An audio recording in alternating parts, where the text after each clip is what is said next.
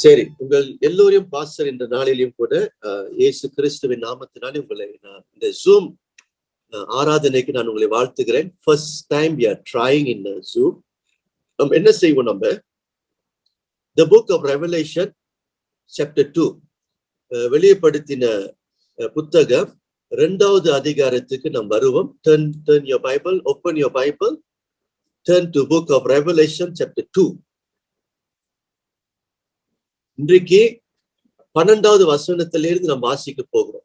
We going to study from the verse 12, especially இன்றைக்கு 3வது வாரம். ஆக்சுவலி எந்த சபையை குறித்து நம்ம படிக்க போகிறோம்னா the book of Revelation நீங்க பார்த்தீங்கன்னா 7 சபைக்கு இயேசு கிறிஸ்து நேரடியாக மெசேஜை கொடுக்கிறார்.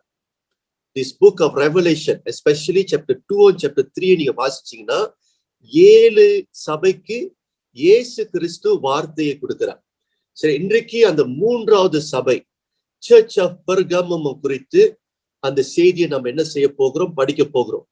Before we start chapter 2 verse 12 onwards, I want one person to read ஒரு இன்ட்ரோடக்ஷன் உங்களுக்கு நான் கொடுக்கிறேன். சரியா? 1ஆம் அதிகாரம் வசனம் 12, 13 வாசிக்கிறீங்களா? Chapter 1 verse 12 and 13. Somebody read for pastor.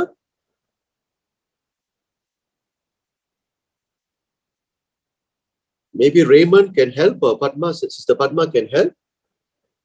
So mic on பண்ணீங்க.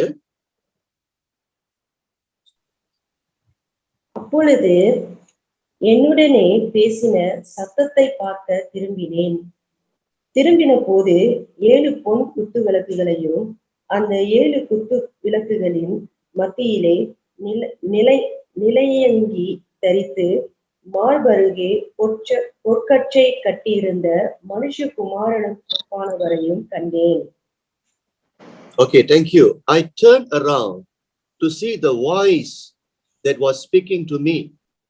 When I turned, I saw 7 golden lampstands, and among the lampstands was someone like a son of man, dressed in a robe reaching down to his feet and with golden sash around his chest. Now, the book of Revelation நீங்க படிக்கும் பொழுது சரியா கொஞ்சம் கேர்ஃபுல்லா நீங்க படிக்கணும், அல்லது உங்களுக்கு நிறைய குழப்பம் வரும், நிறைய கேள்விக்குறி வரும். நிறைய சிம்பாலிக் லாங்குவேஜ் அங்க யூஸ் பண்றாங்க. லிட்டரலி நீங்க என்ன பண்ண முடியாது, சரியா? அதை எடுத்து நீங்க இன்டர்பிரேட் பண்ணக்கூடாது. சிம்பாலிக்கலி பேசுறாங்க, சரியா? ரொம்ப அது மறைமுகமாக பேசப்பட்ட ஒரு மொழி, சரியா? அங்க நீங்க பாத்தீங்கன்னா யோவான் ஜான் யாரு? இயேசுவுக்கு 12 சீடர்கள் இருந்தாங்க பாத்தீங்களா? சோ அதுல one of the closest disciple John. So இந்த ஜானை இப்பொழுது என்ன பண்ணிட்டாங்க, ஒரு தீவுக்கு அனுப்பிட்டாங்க. They already sent him as a captive to a island called Patmos. சரியா? இந்த Patmos ஐலண்ட்ல தான் prisoners இருப்பாங்க. சோ இப்போ யோவான் இயேசு கிறிஸ்து நிமித்தம், because he preached the gospel, because he propagate the good news, என்ன பண்ணினார்கள், அவனை பிடித்து இந்த பட்மோ தீவுக்கு கைதியாக அவன் அனுப்பிட்டாங்க. சோ இந்த பட்மோ தீவுல தனிமையாக அவன் இருக்கிறான், யாரும் அந்த இடத்துல இல்ல, ஒரு கைதியாக அவன் இருக்கிறான்.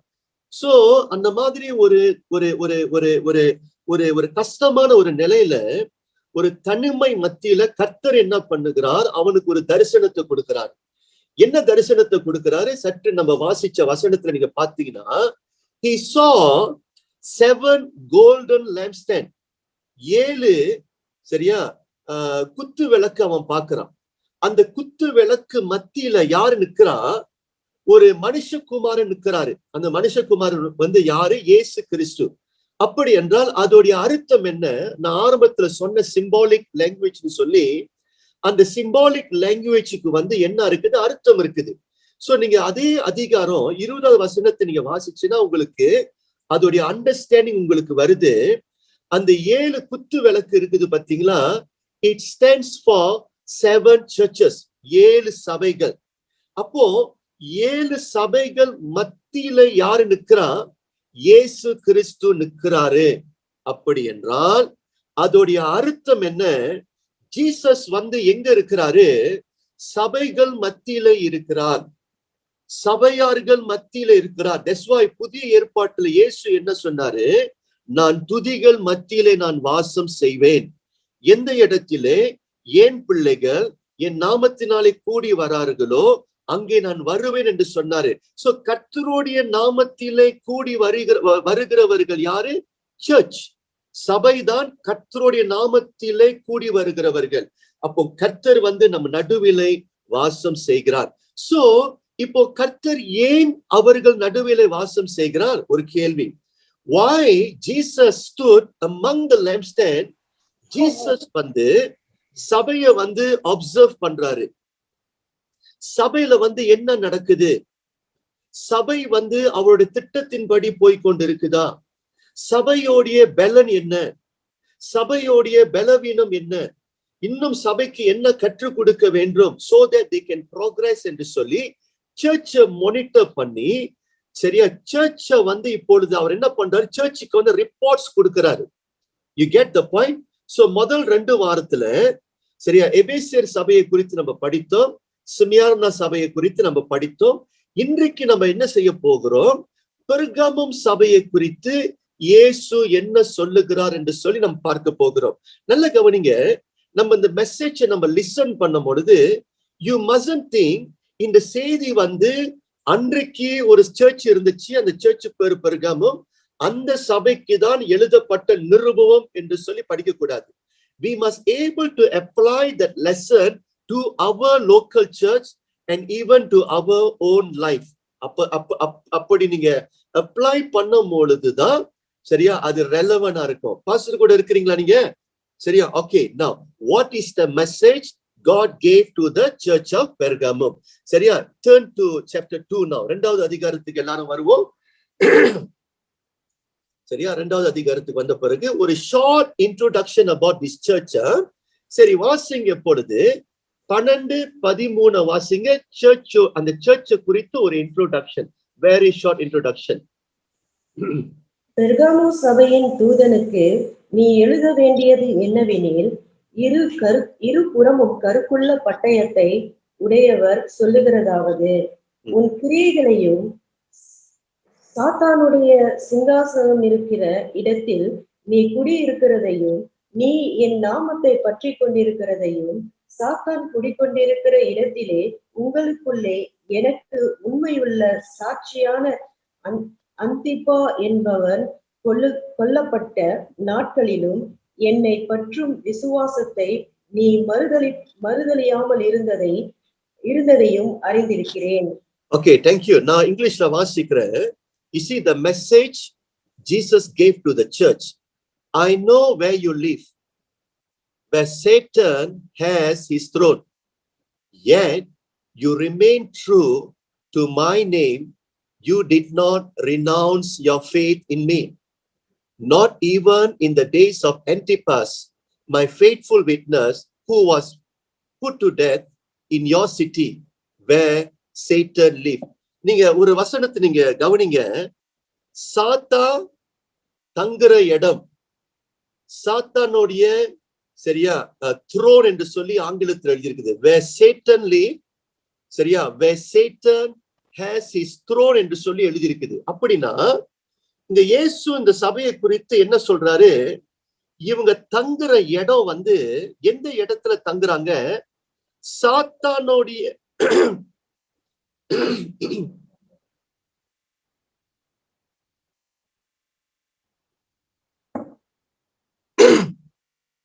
இவங்க எங்க தங்குறாங்கன்னா சாத்தானுடைய இடத்துல தங்குறாங்க. அப்படின்னா என்ன அர்த்தம்? What is the background? How to understand this? நல்லா விளங்கி கொள்ளுங்க. இந்த பெர்கமம் சர்ச் வந்து கரண்ட்லி நீங்க துர்க்கிக்கு போனீங்கன்னா அதே இடத்துல வந்து பெர்கமம் சர்ச் இருக்குது. If you go to the current city Turkey, you can find this church. இந்த சர்ச் வந்து எங்க இருக்குது? இந்த பட்டணம், பெர்கமம் பட்டணம் வந்து எங்க இருக்குதுன்னா ஒரு உயர்ந்த மலை மேல இருக்குது. எத்தனை பேர் கேமரன் ஹைலண்டுக்கு போயிருக்கிறீங்க? கேமரன் ஹைலண்ட் வந்து ஒரு பெரிய ஒரு உயர்ந்த ஹீல் மேல இருக்குது. அதே மாதிரிதான் பெர்கமும் டவுன் வந்து ஒரு உயர்ந்த மலை மேல இருக்குது. சோ நீங்க பொதுவா நீங்க பாத்தீங்கன்னா மலை மேல வந்து நிறைய டெம்பிள்ஸ் இருக்கும். Have you noticed that? Have you noticed that? பத்து கேவ். சோ இந்த மாதிரி நிறைய மலையை நீங்க பாத்தீங்கன்னா இந்த மலை மேலதான் நிறைய டெம்பிள்ஸ வந்து கட்டி வச்சிருப்பாங்க. அதே மாதிரி இந்த பெர்கமும் பட்டணம் பாருங்க மலை மேல இருக்குது. அந்த மலையின் உச்சியில வந்து நிறைய விக்கிரக ஆராதனைகள் செய்வார்கள். அதுல 2 முக்கியமான டெம்பிள் இருக்குது. ஒரு டெம்பிள் வந்து especially they built to worship the emperor. அந்த காலகட்டத்துல விக்கிரக ஆராதனை மாத்திரமல்ல, those people were under the Romans government. அந்த காலகட்டத்துல வந்து உலகம் வந்து ரோமருடைய ஆட்சி கீழே இருந்தாங்க, ரோமருடைய ஆட்சி. சோ அவர்களுக்கு கொடுக்கப்பட்ட ஒரு கட்டளை என்னது, அந்த ரோமருடைய ராஜாவை அவர்கள் வணங்கணும். சோ சேசார் ராஜாவாக இருந்தாரு, ரோமர் ராஜா சேசர். சோ அந்த சேசரை வந்து அவங்க என்ன பண்ணணும், வணங்கணும். சோ வருஷத்துக்கு ஒரு முறை எல்லாரும் என்ன பண்ணுவாங்க, அந்த மலை மேல ஏறி அந்த டெம்பிளுக்கு போய் அவங்க வந்து என்ன செய்வாங்க, அந்த ராஜாவை ஆராதிப்பாங்க. எப்படி ஆராதிப்பாங்க? All of them must confess, சரியா, Caesar is king, Caesar is the Lord. சரியா, சேசார் தான் ஆண்டவர், சேசார் தான் ராஜா என்று சொல்லி எல்லாரும் என்ன பண்ணணும், அந்த அந்த அந்த அந்த அந்த அந்த அந்த டெம்பிள்ல கூடி ஆராதிக்கணும். ஒண்ணு. ரெண்டாவது ஒரு முக்கியமான டெம்பிள் இருந்துச்சு, the temple of Zeus. ZEUS, Zeus. So இந்த டெம்பிள்ல வந்து ஒரு பெரிய ஒரு த்ரோன் தமிழ்ல என்ன சொல்லுவாங்க, த்ரோன், ஒரு சிங்காசனம், பெரிய ஒரு சிங்காசனத்தை கட்டி வச்சிருந்தாங்க.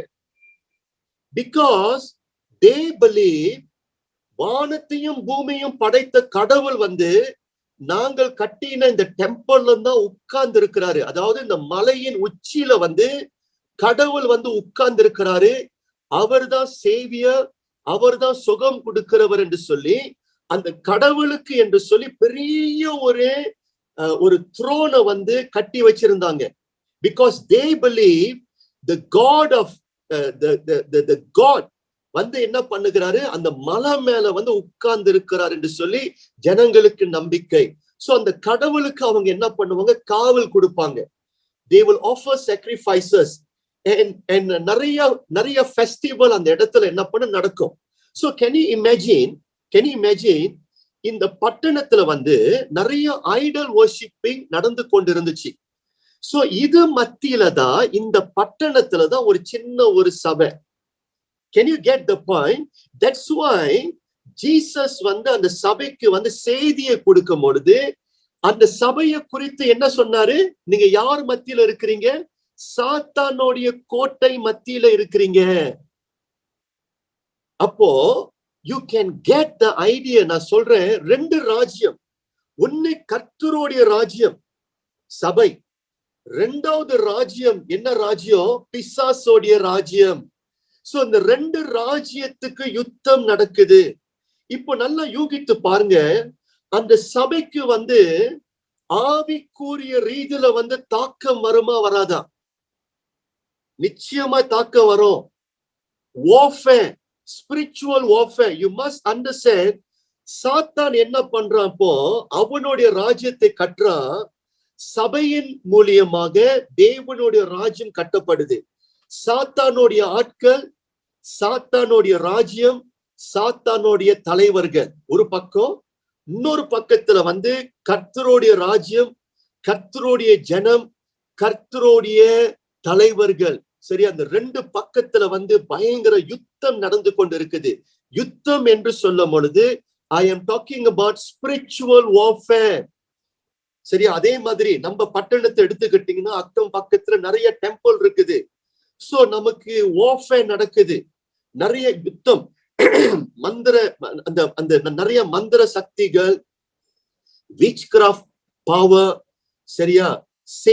the satanic power சபைக்கு விரோதமாய் போராடி கொண்டிருக்கு. That's why சபையார்கள் வந்து பலப்பட்டு இருக்கணும், சபையார்கள் வந்து விழித்திருக்கணும். சரியா? பிசாசு என்ன பண்றான்? யாரை விழுங்கலாம் என்று சொல்லி வகை தேடி கொண்டிருக்கிறான். சோ ஜீசஸ் வந்து என்ன பார்க்கிறாரு? For some reason இந்த சர்ச் வந்து தாக்கப்பட்டு இருக்கிறாங்க. அந்த தாக்கத்தை தான் பிறகு வந்து பாஸ்டர் வந்து உங்களுக்கு செய்தியாக நான் ஷேர் பண்ண இருக்கிறேன். சோ இந்த சபையோட குட் பாயிண்ட்ஸ் என்னது? இந்த சபையை குறித்து இயேசு ஒரு காரியத்தை வந்து பாராட்டி பேசுறாரு. What was that good point? நீங்க அந்த 13வது வசனத்தை மறுபடியும் வாசிங்க. verse 13 மறுபடியும் வாசிங்க. உன் கிரியைகளையும் சாத்தானுடைய சிங்காசனமா இருக்கிற இடத்தில் நீ குடியிருக்கிறதையும் நீ என் நாமத்தை பற்றி கொண்டிருக்கிறதையும் சாத்தான் குடிக்கொண்டிருக்கிற இடத்திலே உங்களுக்குள்ளே எனக்கு உண்மையுள்ள சாட்சியான அந்திப்பா என்பவன் கொல்லப்பட்ட நாட்களிலும் என்னை பற்றும் விசுவாசத்தை நீ மறுதலியாமல் இருந்ததையும் அறிந்திருக்கிறேன். ஓகே, இப்ப என்ன நடக்குது? ஒரு யுத்தம் நடக்குது. Can you see the persecution there? ஒரு போராட்டம். என்ன போராட்டம்னா, அந்த நாட்களில நான் ஆரம்பத்துல சொன்னது போல வருஷத்துக்கு ஒரு முறை எல்லா ஜனங்களும் கூடி வந்து யாரு ராஜா என்று சொல்லி அறிக்கை செய்யணும்.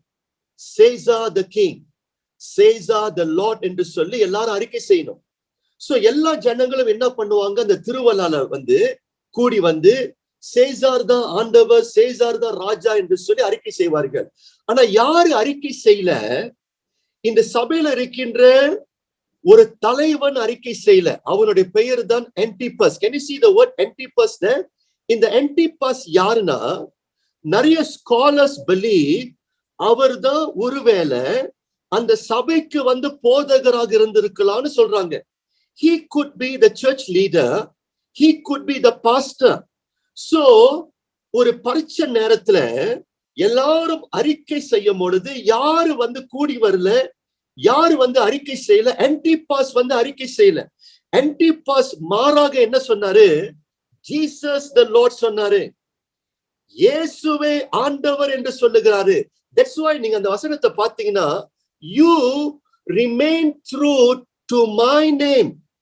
நீங்க என்னுடைய நாமத்துக்கு உண்மையாக இருந்தீங்க. You did not renounce your faith in me, not even in the days of Antipas, my faithful witness, who was put to death in your city. So Antipas என்ன பண்ணுனாங்க? கொலை பண்ணுனாங்க. ஏன் கொலை பண்ணுனாங்க? அவன் இயேசுவை ஆண்டவர் என்று சொல்லி கர்த்தருக்காக நின்றபடினால், கர்த்தருடைய நாமத்தை அறிக்கை செய்தபடினால் அவனை என்ன பண்ணினார்கள்? கொலை பண்ணினார்கள். So விசுவாசிகளும் என்ன பண்ணல? They never renounced their faith. So that is the good point. இயேசு அதை பார்த்து பாராட்டுகிறாரு. Now இன்றைக்கு நம்மளுடைய லைஃப்ல இந்த மாதிரி ஒரு இக்கட்டான ஒரு நிலை வந்துச்சுன்னா, சரியா, நம்மளுடைய வாழ்க்கைக்கு ஒரு மரணம், இந்த மாதிரி ஒரு சிச்சுவேஷன் வந்துச்சுன்னா, can we confess Jesus is the Lord? நீங்க கொஞ்சம் இமேஜின் பண்ணணும்.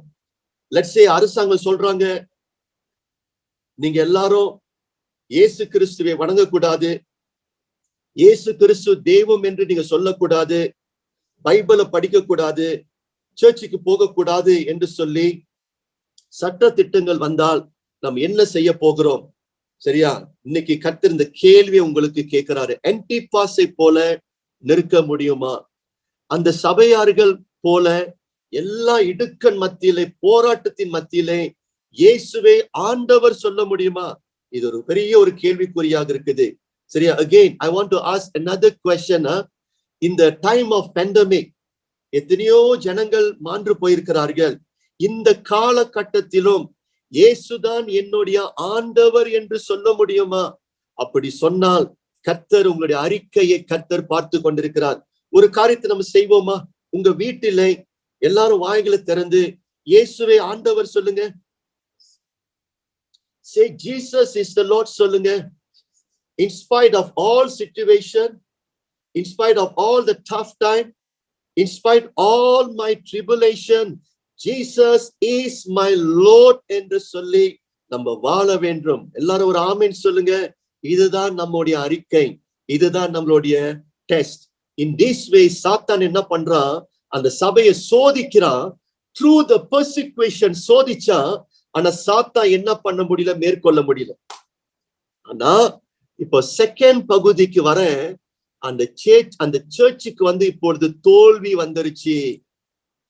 நல்ல பலமுள்ள சபை, சாத்தான் என்ன பண்ணிட்டான், சபைய வந்து மேற்கொண்டுட்டான்.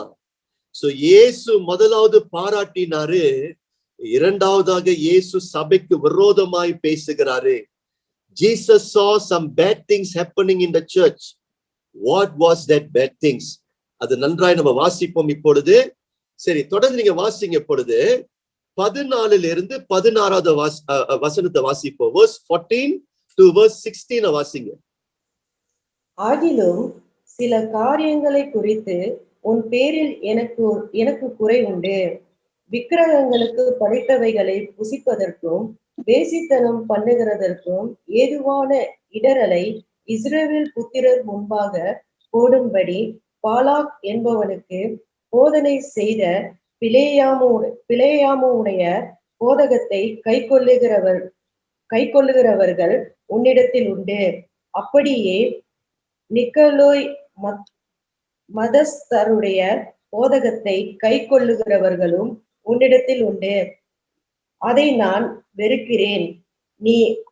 நீ மனம் திரும்பு, இல்லாவிட்டால் நான் சீக்கிரமாய் உன்னிடத்தில் வந்து என் வாய் பட்டயத்தால் அவர்களோட யுத்தம் பண்ணுவேன். Thank you. I will read in English. We will see the negative points about the church. Nevertheless, I have a few things against you. There are some among you who hold to the teaching of Balaam.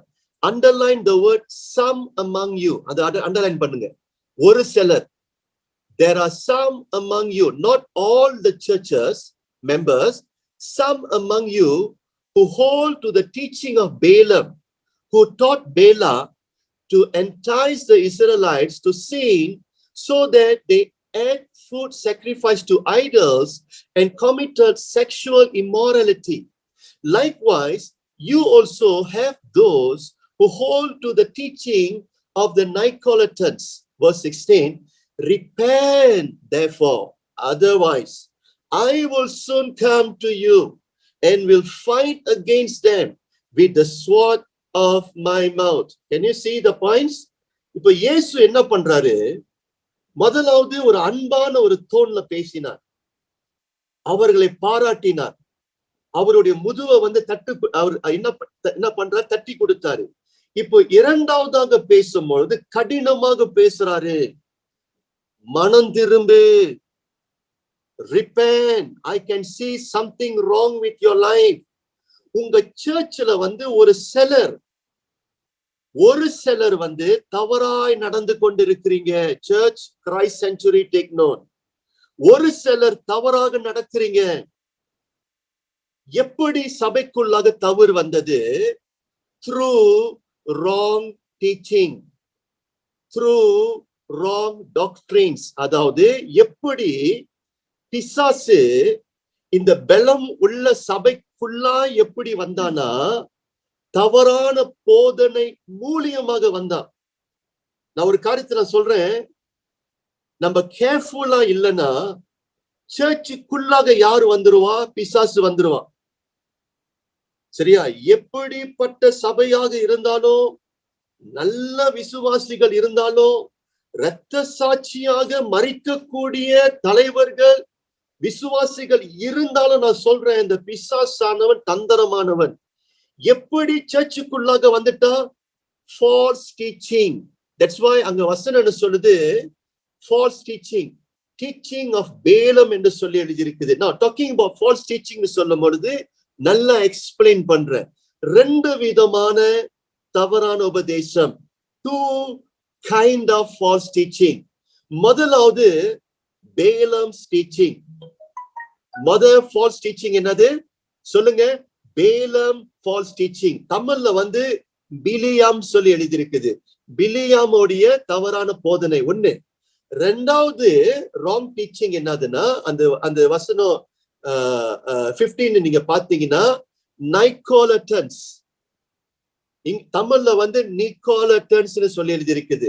நைகோலட்டன்ஸ் falls teaching, சரியா? So இந்த ரெண்டு falls teaching. So இந்த பேலம் falls teaching, நைகோலட்டன்ஸ் falls டீச்சிங்னா என்ன? சீக்கிரமா சுருக்கமா நான் சொல்றேன். Now இந்த பேலம் வந்து யாரு? Who was பேலம்? இந்த பேலம் வந்து ஆக்சுவலி பழைய ஏற்பாட்டோடைய கேரக்டர். மோசஸோடைய காலகட்டத்துல இருந்த ஒரு குறி சொல்லுகிறவன். He was a false prophet. இந்த குறி சொல்றவன், மந்திரம் பண்றவன், சரியா? அவனுடைய வாயில வந்து ஒரு வார்த்தையை அவன் சொன்னான்னா, சாபமான வார்த்தையை சொன்னான்னா அந்த மந்திரம் பலிச்சிரும், சரியா? மந்திரத்தை வந்து AV விடுகிறவன். He was a witchcraft person.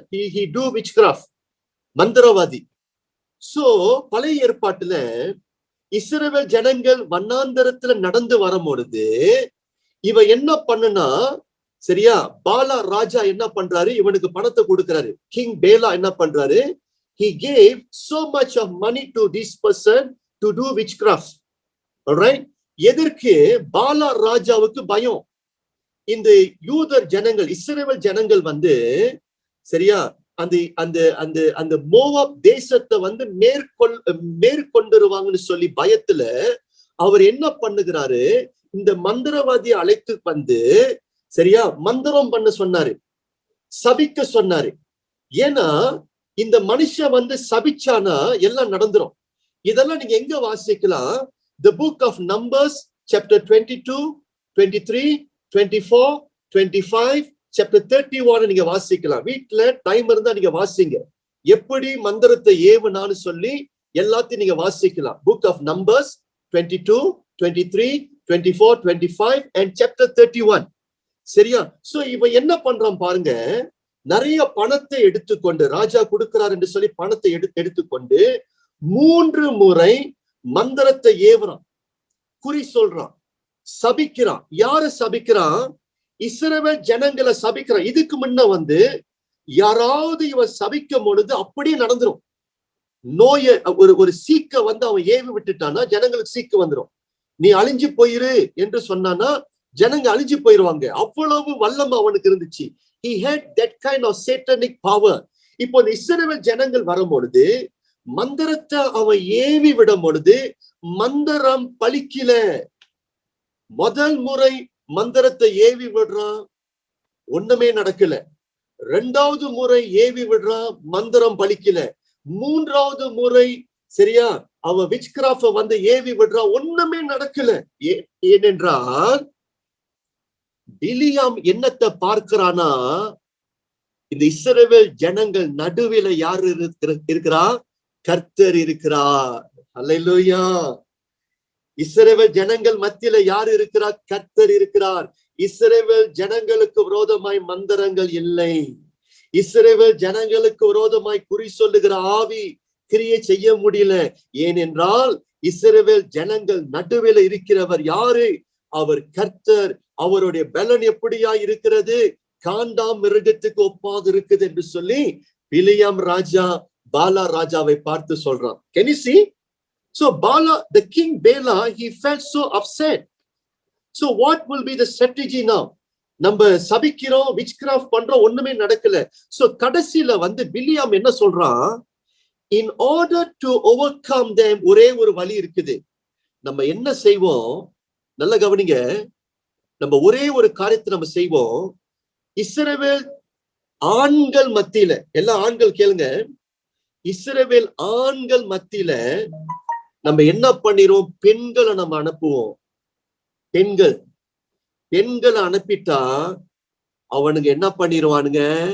பாவம் செஞ்சிருவானுங்கன்னு சொல்லி நல்ல ஒரு ஐடியா கொடுத்தாங்க. சோ என்ன பண்ணுனானுங்க? அந்த டைம்ல இஸ்ரவேல் ஆண்களை வந்து they lead towards idol worshipping. அந்த வசனத்தை வாசிப்போமா? To explain that, the book of Numbers chapter 31 verse 16 வாசிப்போம். The book of Numbers chapter 31 verse 16 வாசிங்க. என்னாகுமோ? 31வது அதிகாரம் வசனம் 16 வாசிங்க. பெயோரின் சங்கத்திலே பிலேயாமின் ஆலோசனையினால் இஸ்ரவேல் புத்திரர் கர்த்தருக்கு விரோதமாய் துரோகம் பண்ண காரணமாய் இருந்தவர்கள் இவர்கள்தானே. அதனால் கர்த்தரின் சபையிலே வாதை நேரிட்டது. Okay, I will read in English. They were the ones who followed Balaam's advice and enticed the Israelites to be unfaithful to the Lord in pure incident, so that the plague struck the Lord's people. என்ன ஆயிருச்சு? இந்த இஸ்ரவேல் ஜனங்கள் வந்து அந்த அந்த அந்த அந்த temple இருந்துச்சு பாத்தீங்களா, ஐடல் வர்ஷிப்பிங் டெம்பிள் இருந்துச்சு பாத்தீங்களா, they go there and get involved in idol worshipping, and then they get involved in sexual union. விபச்சார பாவத்திலே ஆண்கள் ஈடுபட்டார்கள். செக்ஷுவல் யூனியன்ல அவர்கள் ஈடுபட்டார்கள். அவர்கள் செக்ஷுவல் யூனியன்ல ஈடுபட்டபடினால் அவர்கள் மத்தியிலே இப்பொழுது சாபம் வந்தது, அவர்கள் மத்தியிலே தாக்கம் வந்தது. அதே போலதான் மறுபடியும் புக் ஆஃப் ரெவலேஷனுக்கு வாங்க. You know what happened? அந்த சர்ச்ல ஒரு சில தவறான போதனை வந்துச்சு. அநேக ஸ்காலர்ஸ் என்ன சொல்றாங்க, ஹைப்பர் கிரேஸா, அதாவது இயேசு கிறிஸ்து மன்னிக்கிறவர், இயேசு கிறிஸ்து ரொம்ப நல்லவர், எப்படிப்பட்ட பாவத்துல வாழ்ந்தாலும், நல்லா கவனிங்க இந்த மாதிரி போதனை, இயேசு மன்னிக்கிறவர், இயேசு ரொம்ப நல்லவர், என்ன மாதிரி பாவத்தை செஞ்சாலும் இயேசு நம்மை மன்னிப்பார். சோ பாவத்தை செய்யுங்க, இன்னொரு பக்கத்துல வந்து இயேசு கிட்ட பாவ மன்னிப்பை கேட்டுட்டீங்கன்னா இயேசு உங்களுக்கு பாவ மன்னிப்பை கொடுப்பாரு. இப்படி போன்ற பேலம் டீச்சிங், நைக்கோலட்டன்ஸ் டீச்சிங் சபைக்குள்ளாக வந்துருச்சு. Basically some people they gave false gospel or hyper grace teaching to the church members.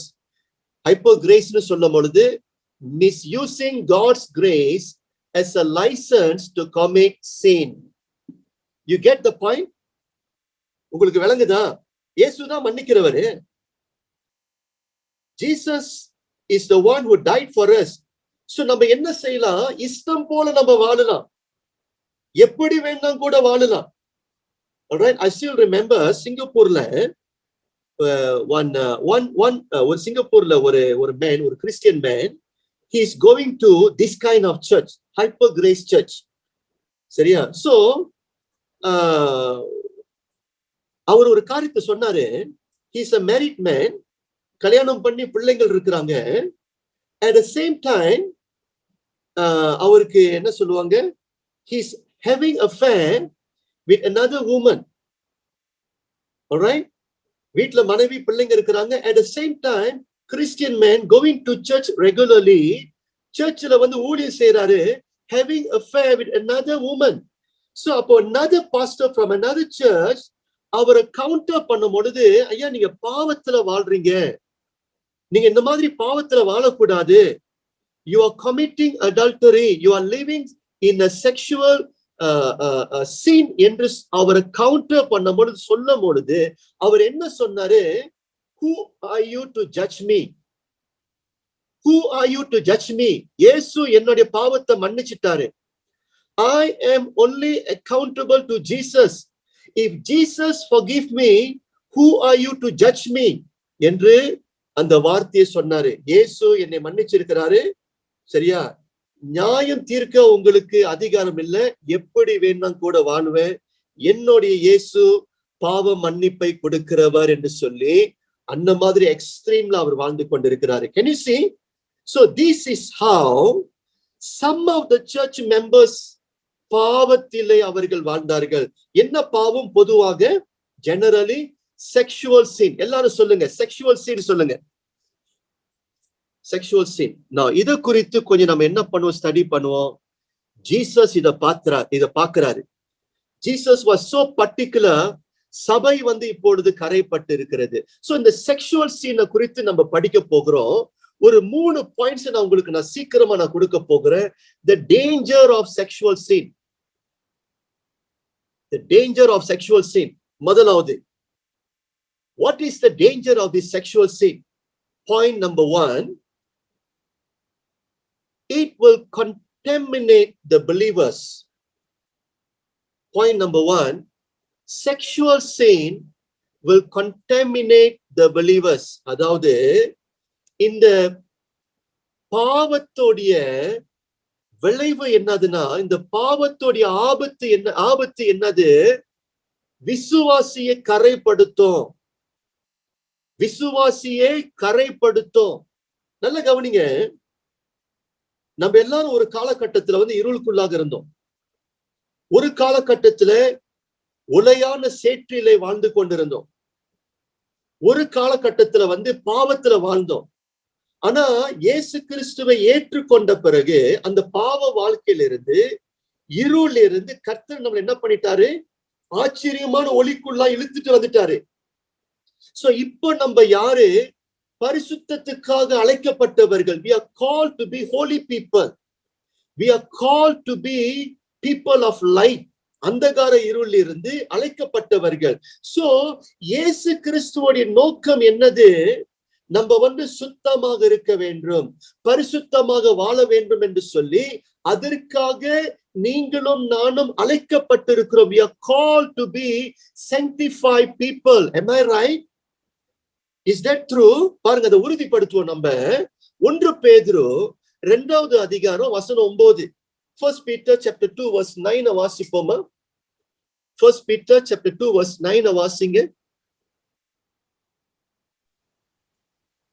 நீங்களோ உங்களை அந்தகாரத்தினின்று தம்முடைய ஆச்சரியமான ஒளியினிடத்திற்கு வரவழைத்தவருடைய புண்ணியங்களை அறிவிக்கும்படிக்கு தெரிந்து கொள்ளப்பட்ட சந்ததியாயும், ராஜரீகமான ஆசாரிய கூட்டமாயும், பரிசுத்த ஜாதியாயும், அவருக்கு சொந்த ஜனமாயும் இருக்கிறீர்கள்.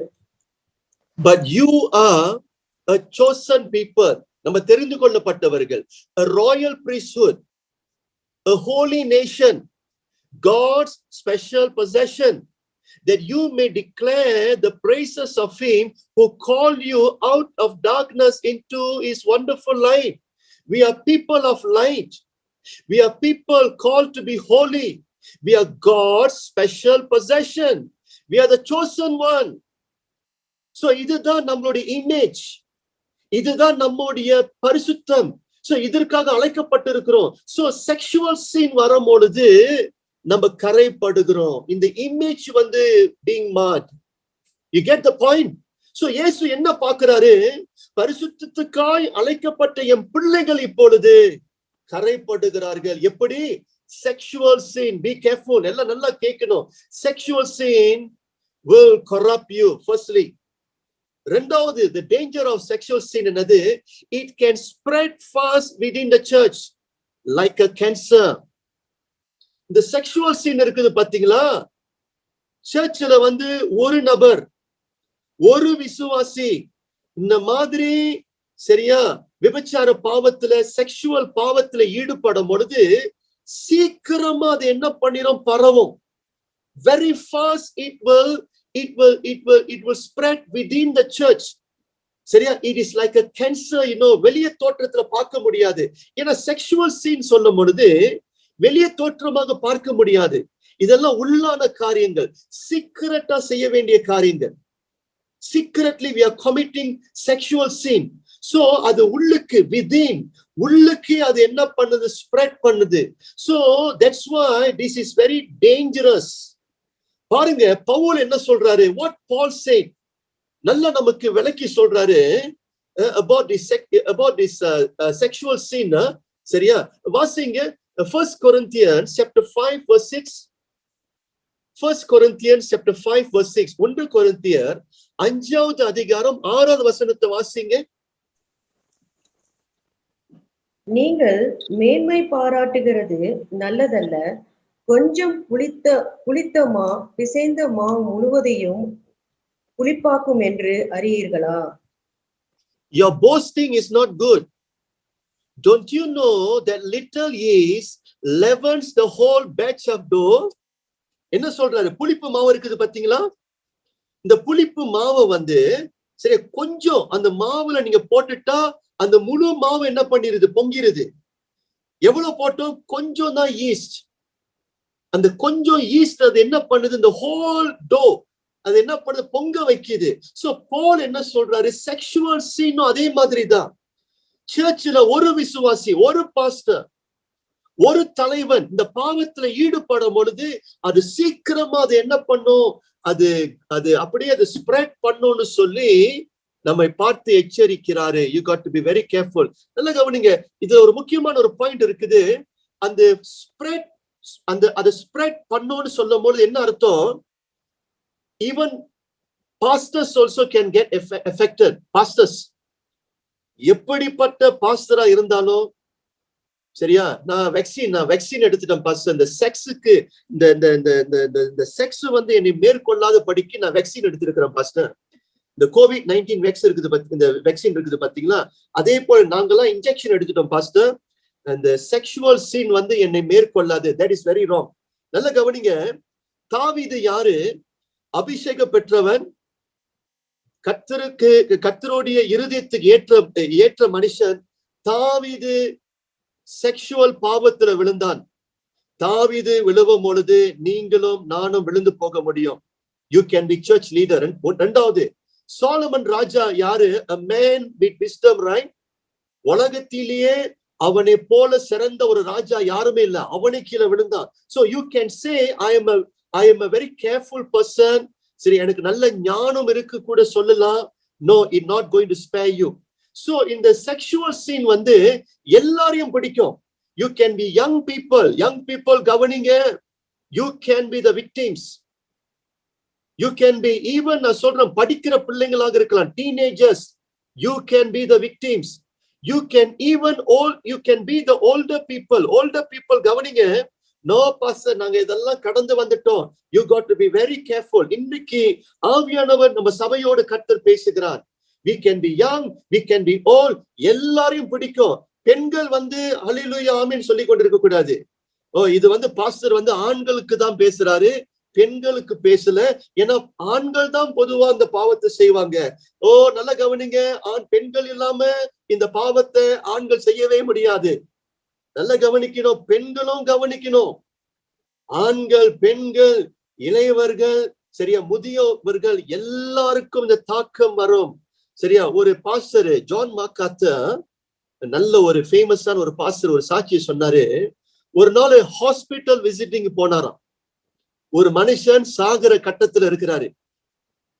அந்த அந்த அந்த அவருக்கு எத்தனை வயசுனா 75 வயசு அந்த நபருக்கு. 75 years old man. So pastor John MacArthur கடைசியாக அவரை பார்த்து சந்தித்து ஜெபிக்கும் பொழுது அந்த மரண படைக்கில வந்து அந்த old man, 75 years old man என்ன சொன்னாரு? Pastor John MacArthur, I want to confess my sin. என்ன பாவம்? எனக்கு இந்த செக்ஷுவல் அடிக்ஷன் பிரச்சனை எனக்கு இருக்குது. I am addicted to pornography. I'm having affair with another woman சொல்லி பாவ அறிக்கை செய்தாரு. எத்தனை வயசு? 75 வயசு மேன். சாகர படுக்கையில இருக்கும் பொழுது he confessed, I am struggling with my sexual sin. So இன்னைக்கு என் அன்பு பிள்ளைகளே, கர்த்தர் இந்த காரியத்துக்கு விரோதமாய் இருக்கிறார். மனுஷனை கரைப்படுத்தும், அது சீக்கிரமாய் பரவும். It will tarnish the church, it will corrupt the church. இன்றைக்கு நம்ம ஜாக்கிரதையாக இருக்கணும். இதுதான் இரண்டாவது ஆபத்தான காரியம். மூன்றாவது ஆபத்தான காரியம் என்னது? Sexual immorality is only sin that man can commit against his own body. அதாவது பாருங்க, மனுஷன் பல விதமான பாவத்தை செய்யலாம். எல்லா பாவமும் சரீரத்துக்கு அவன் வந்து என்ன பண்ற? சரீரத்துக்கு வெளியே செய்யறான். ஆனா இந்த செக்ஷுவல் பாவம் இருக்குது பாத்தீங்களா, கமிட்டிங் அடல்ட்ரின்னு சொல்லும் பொழுது அவனுடைய சொந்த சரீரத்துக்கு விரோதமாகவே செய்யப்படுகிற ஒரு பாவம். So whenever you are committing sexual sin, you are committing sin against your own body. So you must remember your own body னு சொல்லும்போது our body is temple of the Holy Spirit. நம்ம என்ன செய்றோம்? கர்த்தர் தங்குற ஆலயத்தை நம்ம கெடுக்கிறோம். நம்ம அந்த வசனத்தை வாசிப்போமா? 1 Corinthians chapter 3 verse 16-17 வாசிங்க. 1 Corinthians chapter 3 verse 16-17 வாசிங்க. நீங்கள் தேவனுடைய ஆலயமா இருக்கிறீர்கள் என்றும் தேவனுடைய ஆவி உங்களில் வாசமா இருக்கிறார் என்றும் அறிந்திருக்கிறீர்களா? ஒருவன் தேவனுடைய ஆலயத்தை கெடுத்தால் அவனை தேவன் கெடுப்பார். தேவனுடைய ஆலயம் பரிசுத்தமா இருக்கிறது, நீங்களே அந்த ஆலயம்.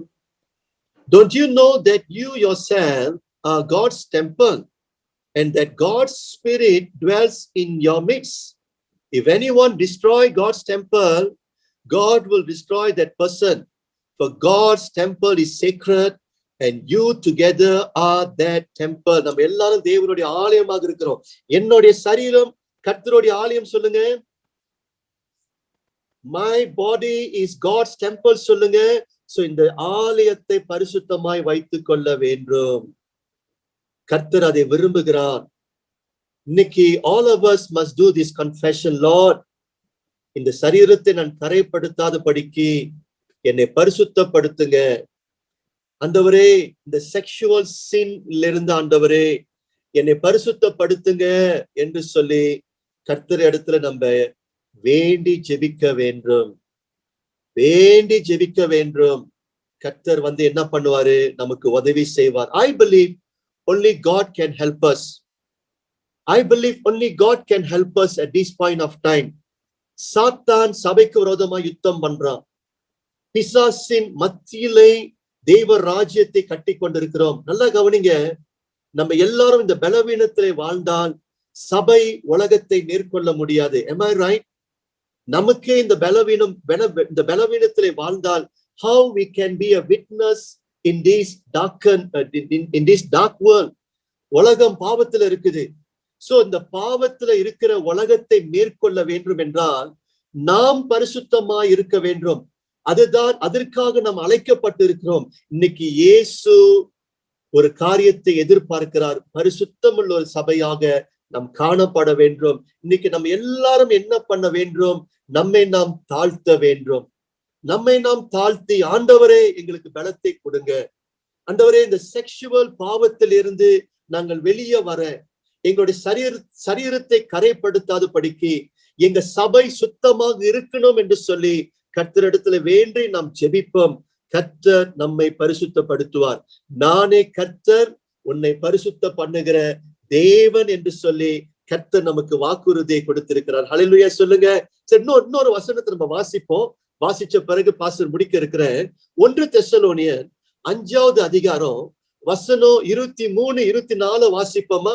1 Thessalonians chapter 5 verse 23-24 வாசிப்போம். 1 Thessalonians chapter 5 verse 23-24. சமாதானத்தின் தேவன் தாமே உங்களை முற்றிலும் பரிசுத்தமாக்குகிறவராக உங்கள் ஆவி, ஆத்துமா, சரீரம் முழுவதும் நம்முடைய கர்த்தராகிய இயேசு கிறிஸ்து வரும்போது குற்றமற்றதா இருக்கும்படி காக்கப்படுவதாக. உங்களை அழைக்கிறவர் உண்மையுள்ளவர், அவர் அப்படியே செய்வார்.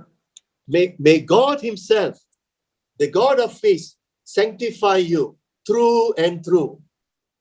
May God himself, the God of peace, sanctify you through and through. Pavul என்ன சொல்றாரு? கடவுள், may God sanctify us. So இன்னைக்கு நம்ம என்ன செய்வோம்? நம்ம கண்களை கர்த்தருக்கு நேராக ஏறெடுப்போம். ஆண்டவரே, நீர் என்னை பரிசுத்தப்படுத்துங்க, நீங்க என்னை தூய்மைப்படுத்தணும். எனக்கு பலன் இல்லை ஆண்டவரே, நான் பலவீனமான பாண்டம் ஆண்டவரே, நீர் என்னை பரிசுத்தப்படுத்துங்கன்னு சொல்லி கர்த்தரிடத்துல வேண்டி நம்ம என்ன செய்வோம்? நம்ம ஜெபிப்போம். May your whole spirit, soul and body be kept blameless at the coming of the Lord Jesus Christ. அதாவது இயேசு கிறிஸ்து வரும்பொழுது நம்முடைய ஆவி, நம்முடைய ஆத்துமா, நம்முடைய சரீரம் கரையில்லாதபடிக்கு, குற்றமில்லாதபடிக்கு காணப்படட்டும். இன்னைக்கு நம்மளுடைய ஸ்பிரிட், சோல் அண்ட் பாடி சுத்தமாக இருக்கணும். பரிசுத்தமான வாழ்க்கை எனக்கு வேணும்னு கர்த்தரிடத்துல சொல்லுங்க. கர்த்தர் நமக்கு அதை செய்வார். அவர் வரும்பொழுது, மனவாளன் உலகத்துக்கு வரும்பொழுது கரையில்லாதபடிக்கு, குற்றமில்லாதபடிக்கு நாம் காணப்பட வேண்டும். ஆமென். Can we do that? Can we pursue this holiness? Amen சொல்லுங்க. சரி, இறுதியாக come back to the book of Revelation. சரியா? chapter 2 verse 17 வாசிப்போம். மேற்கொண்டவர்களுக்கு கர்த்தர் கொடுக்கிற பரிசு என்னது? 17 18 வசனம் 17 வாசிங்க. verse 17. ஆவியானவர் சபைகளுக்கு சொல்லுகிறதை காதுள்ளவன் கேட்க கடவன்.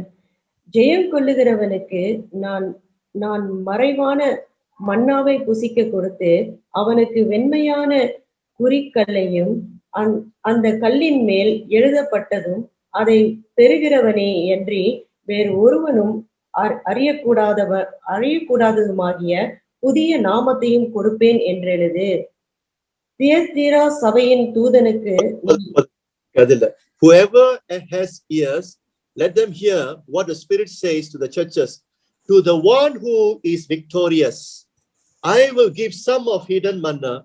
I will also give that person a white stone with a new name written on it, known only to the one who receive it. So மேற்கொள்ளுகிறவர்களுக்கு கர்த்தர் நமக்கு பரிசுகளை வைத்திருக்கிறார். கர்த்தர் நமக்கு ரிவார்ட்ஸ் வச்சிருக்கிறாரு. சரியா? சோ நமக்கு ரிவார்ட்ஸ் காத்து கொண்டு இருக்கிறது.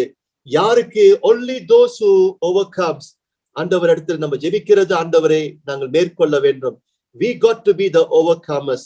Ask the Lord, pray to the Lord for the strength that the Lord will give us, that spirit, that strength for us to overcome this world, so that one day God shall reward all of us.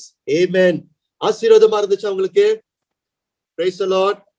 சரியா? நம்ம எல்லாரும் கண்களை மூடி நாம் ஜெபிப்போம்.